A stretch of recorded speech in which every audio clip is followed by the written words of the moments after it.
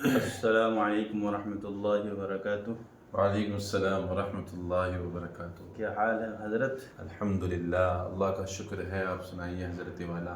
الحمدللہ، بڑھیا شکر ہے۔ جی حضرت، کیا فرما رہے ہیں آپ؟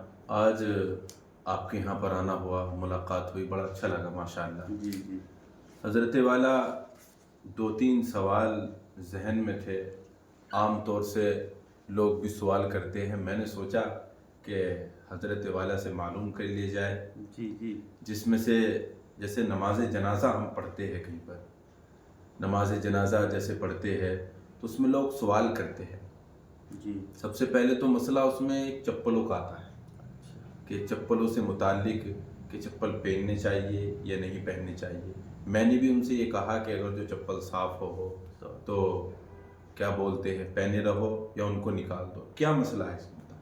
فرمائیں۔ تمام سامعین کو میں اس مسئلے کی وضاحت کرنا چاہتا ہوں، کیونکہ عام طور سے جنازے کی نماز جو ہے ہر روز تو ہوتی نہیں ہے، یہ کبھی کبھار ہوتی ہے، تو اس وجہ سے جو ہے یہ سوالات جو ہے عام طور سے لوگوں کے ذہن میں نہیں رہتے۔ جی جی تو اس ویڈیو کے ذریعے سے اور آپ کے سوال کے ذریعے سے ہم لوگوں کو، تمام سامعین کو یہ بتانا چاہتے ہیں کہ سب سے پہلے ہمیں یہ دیکھنا ہے کہ اگر وہ چپل ہم جو پہن رہے ہیں، جی جی اس چپل کو یہ دیکھنا ہے کہ یہ پاک صاف ہے یا نہیں ہے، اچھا۔ یعنی ظاہری اعتبار سے کوئی گندگی اس پہ جی نہ لگی ہو، کوئی کیچڑ نہ لگی ہو، کوئی ناپاکی اس پہ نہ لگی ہو۔ جی اگر وہ ہمیں تلوا بھی پاک دکھ رہا ہے اور نیچے سے بھی سارے اوپر نیچے سے صحیح دکھ رہا ہے، پاک صاف نظر آیا ظاہری اگر اس اعتبار میں سے، کوئی شک و شبہ ہو تو جیسے ناپاک ہے تو یہ اگر وہ صاف ستھرا ہے تو آپ پہن کے بھی نماز پڑھ سکتے ہیں۔ پڑھ سکتے ہیں۔ اچھا اچھا۔ اگر تلوے کے نیچے حصے میں آپ چل کے آئے ہیں، کچھ گندگی لگ گئی، دیکھ بھی رہی ہے، تو آپ جو ہے اس چپل کے اوپر، چپل کو نکالیے اور چپل کے اوپر کھڑے ہو کے بھی آپ نماز پڑھ سکتے ہیں۔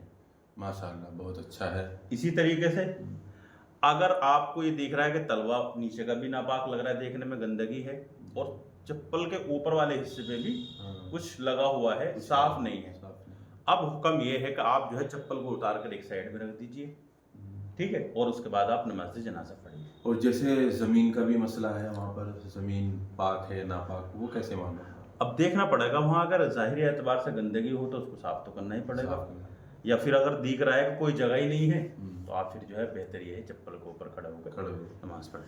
چلو، بہت اچھا لگا ماشاءاللہ، اس کی وضاحت ہو چکی۔ اور دوسرا یہ تھا کہ نماز کے اندر، اس میں نماز جو جنازہ ہے، یہ پڑھنا کیا ہے؟ فرض ہے، واجب ہے یا سنت ہے؟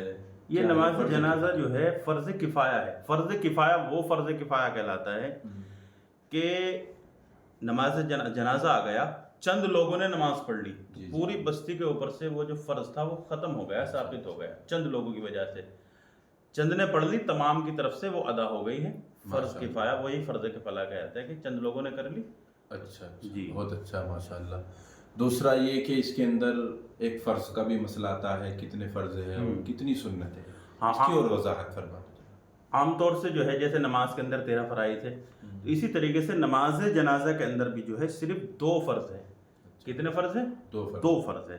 ایک تو قیام کرنا، یعنی سیدھے کھڑے ہونا، اچھا اچھا، جیسے نماز کے لیے سیدھے کھڑے ہوتے نا، قیام کرنا یہ فرض ہے۔ اسی طریقے سے 4 تکبیر نماز جنازے میں کہی جاتی ہے، اچھا، چاروں تکبیروں کا کہنا فرض ہے۔ جب امام صاحب کہیں ہم بھی اپنا آپ اللہ اکبر ہلکی آواز میں کہہ لیں، تو یہ 2 چیزیں فرض ہے، قیام کرنا، سیدھا کھڑا ہونا، اور 4 تکبیریں کہنا۔ اچھا اچھا۔ اور سنت؟ سنت جو ہے 4 ہے، اچھا، نماز جنازہ کے اندر جو ہے سنتیں 4 ہے۔ امام کا میت کے سینے کے سامنے کھڑا ہونا، امام صاحب جو آگے کھڑے ہوتے ہیں نا، سینے کے سامنے، اچھا اچھا، جو میت کا سینہ ہے نا وہاں پہ اس کے سینے کے سامنے میت کے کھڑا ہونا ہے، اور پھر جو ہے ثنا پڑھنا ہے، جو ثنا سبحانک اللہم، اسی طریقے سے درود شریف پڑھنا ہے اور دعا پڑھنا ہے، یہ سنت عمل ہے۔ جیسے ثنا کون سی پڑھے؟ نماز والی بھی پڑھ سکتے ہیں، درود شریف ہے وجل ثناؤ کا، یہ بھی اس میں ملا کے پڑھ سکتے ہیں، یا نماز والا بھی پڑھ سکتے ہیں، اس کی اور وضاحت؟ ہاں، یہ 2 باتیں ہیں۔ عام طور سے جتنی بھی یہ نماز جنازہ میں جو یہ کتابیں چھوٹی لکھی گئی نا، جیسے معاون نماز ہے اور دیگر نمازوں کی کتابیں ہیں، تو ان کے اندر جو ہے یہ ایک اللہ اکبر کہہ کے نیت باندھ لیں گے، اور نیت باندھنے کے بعد جو پہلی تکبیر ہے اس کے بعد ایک پڑھتے ہیں سبحانک اللہم وبحمدك وتبارك اسمك وتعالى جدك وجل ثناؤك ولا الہ غیرک. عام طور سے یہ لکھا ہوا ہے، مگر دوسری والی جو ہم ثنا نماز میں پڑھتے ہیں، جو سبحانک اللہم وبحمدک وتبارک اسمک وتعالی جدک ولا الہ غیرک، آپ یہ بھی پڑھ سکتے ہیں. وہ پڑھ لیجئے یا یہ پڑھ لیجئے، کوئی مسئلہ نہیں ہے، دونوں پڑھ سکتے ہیں. دوسرا درود شریف ہے. ہاں، اس کے بعد درود شریف کا معاملہ ہے. تو کتابوں کے اندر بھی درود شریف میں تھوڑی سی چینجنگ ہے، جیسے اللہم صلی علی محمد وعلی آل محمد کما صلیت وسلمت وبارکت ورحمت وترحمت علی ابراہیم وعلی آل ابراہیم انک حمید مجید. یہ کتابوں میں لکھا ہوا ہے. مگر آپ جو نماز کے اندر درود شریف پڑھتے ہیں، اللہم صلی علی محمد وعلی آل محمد کما صلیت علی ابراہیم وعلی آل ابراہیم انک حمید مجید، اللہم بارک علی محمد وعلی آل محمد کما بارکت علی ابراہیم وعلی آل ابراہیم انک حمید مجید، یہ بھی پڑھ سکتے ہیں. وہ بھی پڑھ سکتے ہیں، یہ بھی پڑھ سکتے ہیں. پھر چلو یہ تو ہو گیا ماشاءاللہ. پھر اس میں ایک نیت کا مسئلہ آتا. بہت سے لوگ یہ کہہ پاتے ہیں کہ میری نیت یاد نہیں ہے. نیت کیسے باندھے جن کی یاد نہیں ہے، اور جن کی یاد ہے تو وہ کس طریقے سے نیت باندھے؟ بس دل کے اندر یہ ارادہ کر لے کہ میں نماز جنازہ پڑھ رہا ہوں پیچھے سے امام کے، اللہ اکبر کہہ کے دل کے اندر، زبان سے کہنے کی اس میں ضرورت ہی نہیں، بس دل کے اندر ارادہ کرا نماز جنازہ پڑھ رہا ہوں امام کے پیچھے، اللہ اکبر کہہ کے نیت باندھ لیں گے، بس جیسے یہی کافی ہے. مقتدیوں کی کوئی چیز یاد نہیں ہے پھر؟ ہاں، عام طور سے جو ہے مجمع زیادہ ہوتا ہے. اب بہت سارے لوگ ہیں پتہ ہی نہیں ان کو کیا چیز ہے، بس اللہ اوپر کہہ کے وہ شریک ہو گئے ہیں. تو اس کے لیے یہ ہے کہ عام طور سے سبحانک اللہم جو یاد رہتی ہے. اب کچھ لوگوں کو یہی پتا کہ وہ جو کتاب میں لکھی وجل ثناؤک ولا الہ غیرک وہی پڑھنی ہے. تو ان کے لیے میں بتانا چاہتا ہوں جو سبحان اللہ سبحانک اللہم ہم نماز پہ پڑھ لے وہی پڑھ لے. اگر وہ بھی یاد نہیں ہے تو خاموشی کے ساتھ کھڑے ہو جائے، کیونکہ یہ جو ثنا پڑھنا ہے یہ سنت عمل ہے. کیا ہے؟ سنت عمل ہے، یہ فرض اور واجب نہیں ہے. اگر آپ خاموش بھی کھڑے رہیں گے امام کی اقتداء میں آپ کی نماز ہو جائے گی. تکبیر کہتے رہیں، جیسے اللہ اکبر امام نے کہی آپ بھی اللہ اکبر کہہ دیجیے. بہت اچھا ماشاءاللہ، بہت اچھا لگا. اس کے بعد دعا کا مسئلہ ہے اس میں. پھر اس میں ایک لڑکے کی میت کی دعا اور لڑکی کی میت کی دعا، اور کیا بولتے ہیں جو بالغ ہے اس کی میت کی دعا، اس کی اور وضاحت فرما دیجئے گا. ہمارا مسئلہ مکمل ہو جائے گا، لوگوں کی بھی سمجھ میں آ جائے گا ماشاءاللہ. اب پہلی تکبیر ہم نے کہی اللہ اکبر، ٹھیک ہے جی.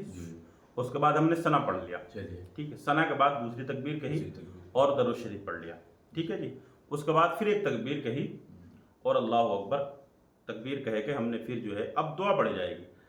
اگر بالغ مرد ہے یا عورت ہے، بالغ مرد ہے یا عورت ہے تو اس کے لیے دعا الگ ہے. اس کے اندر دعا یہ ہے اللہم اغفر لحینا ومیتنا وشاہدنا وغائبنا وصغیرنا وکبیرنا وذکرنا وانثانا اللہم من احییتہ منا فاحیہ علی الاسلام ومن توفیتہ منا فتوفہ علی الایمان.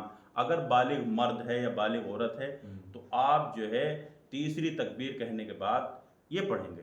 پھر اس کے بعد تکبیر کہنے اس کے بعد اللہ اکبر کہیں گے اور السلام علیکم ورحمۃ اللہ، السلام علیکم ورحمۃ اللہ. اس میں نابالغ بچے اور بچی کی دعا اور بتائیں. اسی طریقے سے اگر بچہ نابالغ ہے، چھوٹا بچہ ہے، وہ مثال کے طور پہ یوں سوچ لیجئے 10-12 سال سے چھوٹا ہے، 12-15 سال تک بچہ بالغ شمار کیا جاتا ہے، اس سے چھوٹا بچہ ہے. اور اگر وہ لڑکا ہے تو اس کے اندر جو ہے تیسری تکبیر کے بعد یہ دعا پڑھیں گے اللہم اجعلہ لنا فرطا واجعلہ لنا اجرا وذخرا واجعلہ لنا شافعا ومشفعا.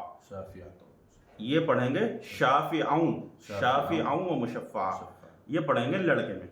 اور اگر لڑکی ہے، چھوٹی ہے، نابالغ ہے تو اس میں پڑھیں گے اللہم اجعلہ لنا فرطا واجعلہ لنا اجرا وذخرا وجعلها لنا شافعة ومشفعة. شافعة ومشفعة، شافعة ومشفعة. ہاں بس یہ چیز ہے.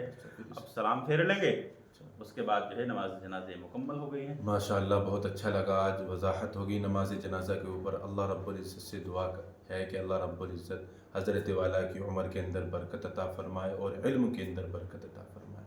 وآخر دعوانا ان الحمدللہ.